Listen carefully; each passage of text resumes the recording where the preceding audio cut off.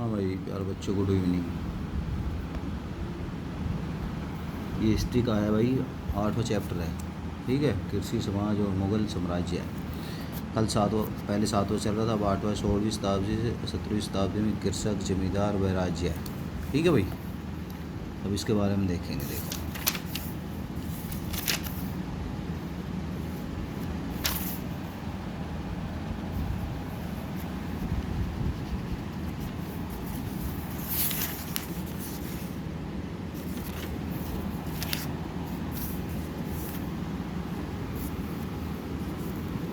देखो ये पाठ्य पुस्तक के ही प्रश्न देखेंगे पहले। ये वो जो काल रेखा है भाई, जिसमें कौन का बाबर का मध्य एशिया परगना, बाबर का की काबुल विजय, बाबर की पानीपत की लड़ाई, हुमायूं गद्दे पर, हुमायूं शेरशाह सूरी हुमायूं का फिर बन, तो ये सारे हैं। ठीक है, यही आगे आ रहे हैं इसमें। ठीक है, देखो भाई ये कह रहा है कृषि इतिहास लिखने के लिए आईने अकबरी का स्रोत के रूप में करने कौन सी समस्या थी।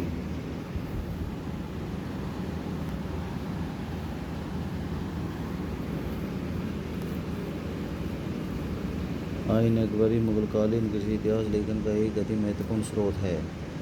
यह अकबर के काल की कृषि व्यवस्था के विभिन्न पक्षों पर प्रकाश डालती है। इससे हमें मुगलों की फसलों, सिंचाई तकनीक, कृषकों तथा जमींदारों को आपसी संबंधों की जानकारी मिलती है। ठीक है, इतना होते हुए भी इस पुस्तक की कुछ सीमा रूपी समस्याएं इसका वर्णन इस प्रकार। नंबर 1, आईने अकबरी पूरी तरह से दरबारी संरक्षण में लिखी गई है। इसमें लिखी गई दरबारी संरक्षण में लेखक कहीं भी अकबर के विरुद्ध कोई शब्द का प्रयोग नहीं कर पाया। उसने विभिन्न विद्रोह के कारण व दमन को भी एक पक्षीय ढंग से प्रस्तुत किया है। दूसरा, आईने अकबरी में विभिन्न स्थानों पर जोड़ में गलतियाँ पाई गई है। यहाँ यह माना जाता है कि गलतियाँ अबुल फजल के सहयोगियों की गलती से हुई होगी या फिर नकल उतारने वालों की गलती से। इससे हुई होगी।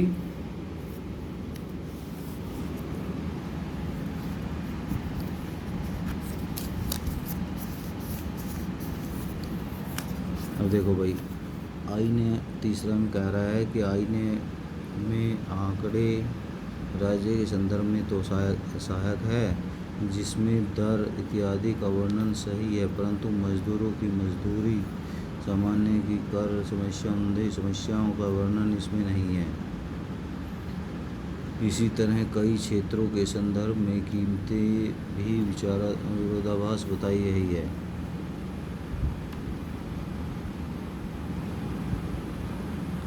चौथा, अबुल फजल ने आईने अकबरी का लेखन आगरा में किया, इसलिए आगरा व इसके आसपास का वर्णन बहुत अधिक विस्तार के साथ किया गया है। इस बारे में उसकी सूचनाएं पूरी तरह सही भी है। अन्य स्थानों के आंकड़े एवं सूचनाओं में कमियां भी है तथा ये सीमित भी है। इतिहासकार इन सीमा रूपी समस्याओं का निपटारा अन्य स्रोतों का प्रयोग तुलना रूप में या जानकारी प्राप्त करके करता है। आंकड़ों से संबंधित जानकारी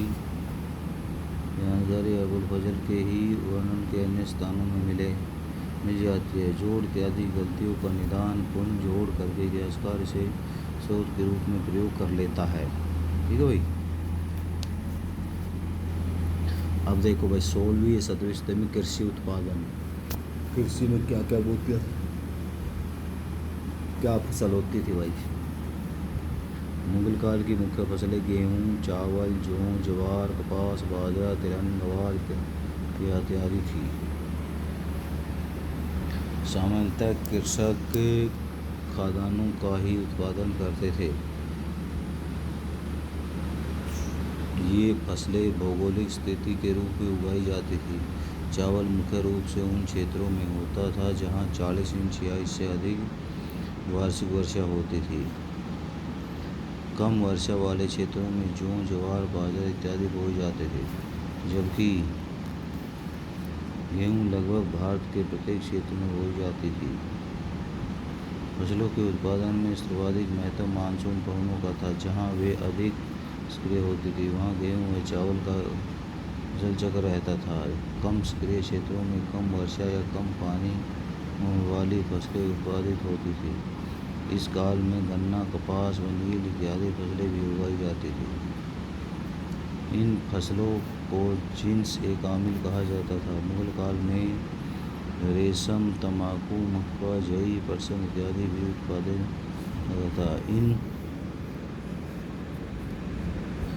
इन सभी तरह के फसलों के उत्पादन के बाद भी यह कहा जाता है कि इस समय कृषि उत्पादन महज गुजारे के लिए था। ऐसा इसलिए क्योंकि खाद्यान्न फसलों के अतिरिक्त फसलें सीमित क्षेत्र में उत्पादित होती थी।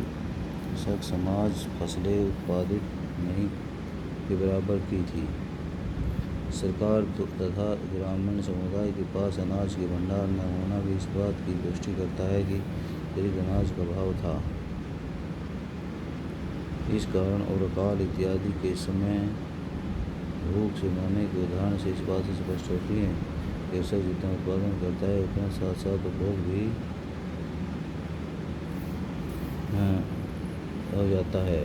अब देखो भाई, कृषि उत्पादन में क्या है, ये मुगल काल के सिक्के हैं, ठीक है। अब कृषि उत्पादन में महिलाओं की भूमिका क्या है। मुगल कालीन समाज में महिलाएं पुरुषों के साथ कंधे से कंधा मिलाकर कार्य करती थी। कार्य विभाजन की कड़ी में सामाजिक तौर पर यह माना जाता था कि पुरुष बाहर के कार्य करके तथा महिलाएं चारदीवारी के अंदर। यहाँ विभिन्न स्रोतों में महिला कृषि उत्पादन व विशेष कार्य अवसरों पर साथ साथ चलती हुई प्रतीत होती है।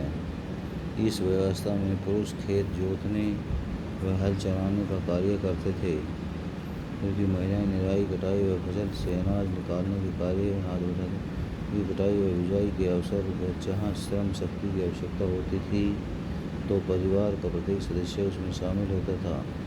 ऐसे में महिला कैसे पीछे रह सकती थी। सामान्य दिनचर्या में भी कृषक व खेतिहर मजदूर प्राप्त जल्दी ही काम पर जाता था, तो खाना, लस्सी व पानी इत्यादि को उसके पास पहुँचाना महिला का कार्य था।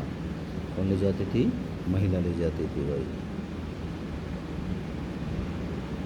महिला के कार्य का हिस्सा माना जाता था। इसी तरह जब पुरुष खेत में होता था तो घर और पशुओं की देखभाल का सारा कार्य महिला करती थी।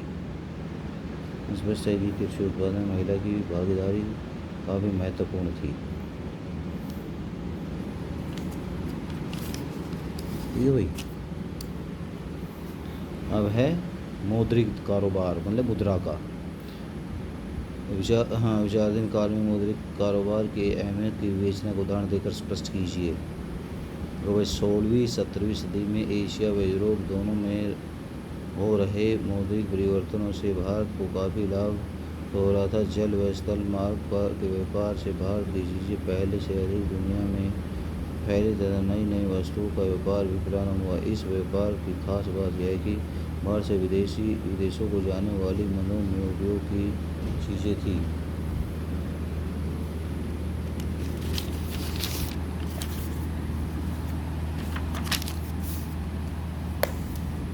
तथा बदले में भारत में चांदी आ रही थी। भारत में चांदी कई प्राकृतिक रेशे से कोई खान नहीं थी। उसके बाद में भी विश्व की चांदी का बड़ा हिस्सा भारत में एकत्रित हो रहा था। चांदी के साथ साथ व्यापार विनिमय से भारत में सोना भी आ रहा था। इससे बिजनेस से भाई भारत में विश्व भर में सोना चांदी आने के कारण मुगल साम्राज्य समृद्ध हुआ।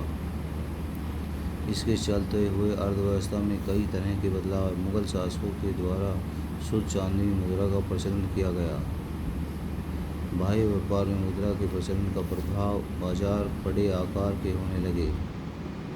गांव से बिकने के लिए फसलें शहर आने लगी। मुद्रा के प्रचलन में राज्य का राजस्व जिन्स के साथ नकद भी आने लगा। मुद्रा के कारण ही मजदूरों को मजदूरी के रूप में नकद पैसा दिया जाता था। क्या दिया जाता था? नकद पैसा दिया जाता था मजदूरों को।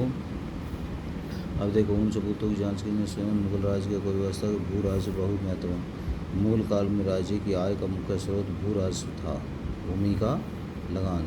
राज्य की आर्थिक स्थिति तथा कोष इस बात पर निर्भर करता था कि भू राजस्व कितना तथा कैसे एकत्रित किया जा रहा था।